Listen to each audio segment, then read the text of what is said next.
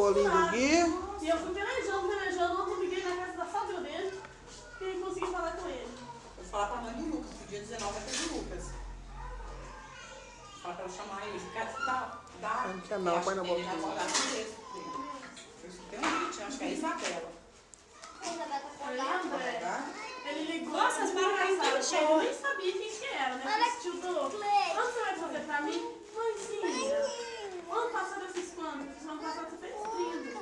Mas eu não posso, mãezinha. Já tem um ano, mamãezinha do meu coração. Desse jeito, André. Mas não dá, né, que eu vou. Acho que é no banheiro, acho que abre o banheiro. Quem?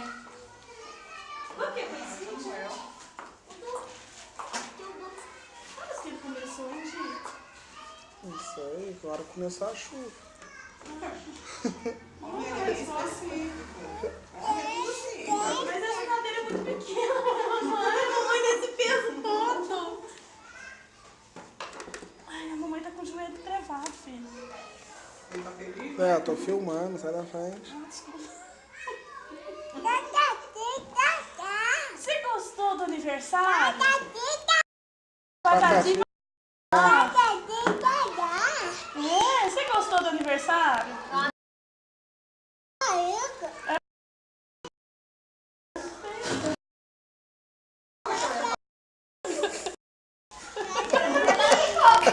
Eu vi que ele falou daquele jeito.